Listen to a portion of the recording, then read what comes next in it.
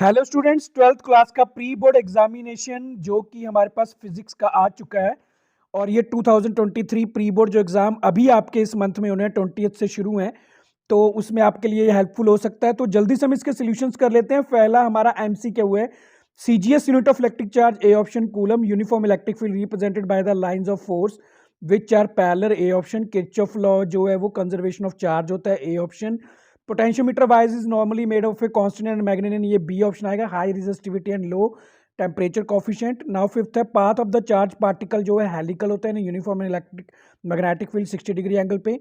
The value of Bohr magnetron is equal to 9.27 multiply 10⁻⁻24 ampere metre square के बराबर आएगा। ये हमारे पास आ जाता है option number A. Now next question number हमारे पास क्वेश्चन नंबर 7 है, the small angle between magnetic axis and geographic axis, ये मैग्नेटिक डिस्क्रिलेशन है C option. What is SI unit of pole strength, ये हमारे पास है D option ampere meter. Lenz law is the consequence of law of conservation of energy यानी कि C option. The wave originated from the inside a nucleus gamma rays, D option is a right answer. ये 10th MCQ का हमारा option number D answer आएगा। Now next question यहाँ पे हमको दिखाई दे रहा है 11th question, the value of critical angle is least for which of the following colour of the light, ये वॉयलेट आएगा ए ऑप्शन। और दो sun appears a little before, ये refraction of light, A option is a right answer. Two waves are said to be a coherent if they have, इसमें आएगा option number A same phase and constant phase difference, मतलब कि ये 13th का answer है। 14th के लिए diffraction आएगा, हम हेयर कर सकते हैं किसी पर्सन की आवाज। और कंडीशन फॉर कंस्ट्रक्टिव के लिए integral multiple of lambda and the mass of the photon is rest is 0 आएगा, यानी कि A option. Now energy of photon of frequency हमारे पास एच न्यू यानी कि डी ऑप्शन आएगा इसका राइट आंसर। और volume of nucleus directly proportional to atomic mass, A option. Isotones are same number of neutrons, ये हमारा क्वेश्चन नंबर 14 का आंसर है। ना उसके बाद है 15 question, the forbidden energy gap in case of insulator, तो ये सी ऑप्शन आएगा 3 electron volt to 6 electron volt. और नेक्स्ट क्वेश्चन के लिए in semiconductor kind of current है जो वो बोथ इलेक्ट्रॉन होल्स के कारण होता है। Next question twice of supply और deliberate of addition of impurities. ना उसके बाद true false, the earth magnetic field is due to the huge bar magnet inside, ये फॉल्स है। और the when AC passes through the inductor, ये भी false है हमारा। द एनर्जी ऑफ इलेक्ट्रोमैग्नेटिक, ये ट्रू है। नाउ नेक्स्ट क्वेश्चन हमारे पास यहाँ पे आप देख सकते हो फॉल्स, डी ब्रोगली वेवलेंथ वाला ये भी फॉल्स है। नाउ अब हमारे पास आ चुके हैं क्वेश्चन नंबर जो 2 मार्क्स वाले क्वेश्चंस हैं, इनके भी सॉल्यूशंस हमने पहले से ही जो है वो हम कर चुके हैं। तो अभी आपको स्क्रीन पे इसके आंसर्स दिखाई देंगे। क्वेश्चन नंबर 2 जो कि 2 मार्क्स का क्वेश्चन है, derive an expression for capacity of parallel plate capacitor with vacuum in between the plates. तो हम इसका आंसर देख लेते हैं जल्दी से। हमारे पास यहाँ पे आंसर आपको स्क्रीन पे दिखाई देगा। मतलब पहले हम करेंगे second question, derive an expression for the capacity of parallel plate capacitor with a vacuum in the between the plates. आप इसके स्क्रीनशॉट भी ले सकते हो और बाकी मैं इनके पीडीएफ भी है जो अपने टेलीग्राम चैनल पे जो है अपलोड कर दूंगा, आप वहाँ से भी इनको देख सकते हो। और मेरा टेलीग्राम आपका चैनल जो है लिंक में मिल जाएगा आपको, मेरे टेलीग्राम चैनल का लिंक आपको जो है यहाँ पे मैं दे दूंगा अपने डिस्क्रिप्शन में, इस वीडियो के डिस्क्रिप्शन में मिल जाएगा। तो derive an expression for capacitance के लिए, let a plate A B a given charge plus Q, 2 plates दिखाई दे रही है हमको जिसमें प्लस एंड माइनस चार्ज है और अर्थ किया गया है बी प्लेट को जो कि नेगेटिवली चार्ज है, उन दोनों के बीच में डिस्टेंस डी है। तो surface charge density of plate sigma is equal to Q upon A के बराबर आ जाएगी। और by the Gauss theorem E is equal to sigma upon epsilon हम जानते हैं।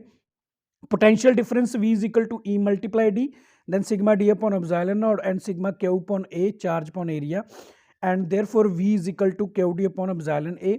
और the capacitance of parallel plate capacitor के हमारे पास फाइनली आ जाएगी epsilon naught A upon D के बराबर। तो ये हमारे पास था सेकंड क्वेश्चन 2 मार्क्स वाला। Define Kirchhoff first and second law, दोनों लॉज हमने बताने। Kirchhoff first law is based on the conservation of charge because the sum of current entering to the junction is equal to the sum of current leaving to the junction, ये first law है।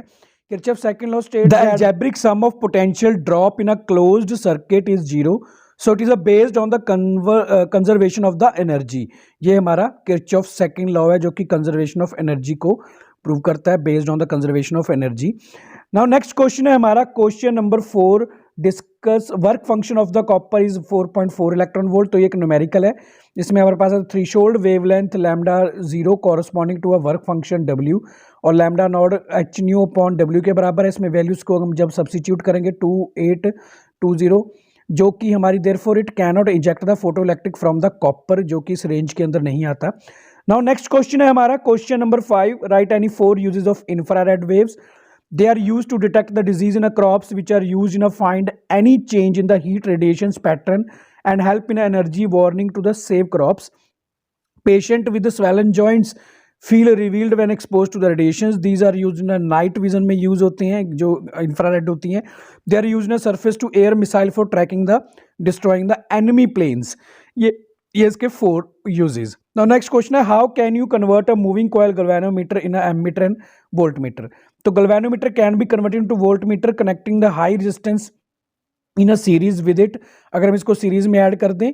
और गल्वेनोमीटर है जो वो हमारा convert into ammeter, अगर हम इसको जो है पैरेलल में जोड़ दें शंट के साथ, जिसको हम लो रेजिस्टेंस भी बोल देते हैं शंट को, और हाई रेजिस्टेंस को मल्टीप्लायर भी बोल देते हैं। तो इनके एक्सप्रेशन देख सकते हो, और हम डायग्राम हमको बनानी पड़ेगी, तब जाके हमको इसका 2 मार्क्स मिलेगा इस क्वेश्चन के लिए। नाउ नेक्स्ट क्वेश्चन हमारा है define electromagnetic induction and give its uses. Electromagnetic induction is current produced because of voltage produced due to the changing magnetic field. और लेंज लॉ क्या है इसमें, electromagnetic magnetism statement that an induced electric current flows in a direction such that current opposes the change that induced it, मतलब जिसे produce होता है उसी को ये अपोज करता है, ये हमारा लेंज लॉ है। नाउ नेक्स्ट क्वेश्चन देख लेते हैं हमारा क्या है। नेक्स्ट क्वेश्चन है, show the nuclear density is independent of mass number.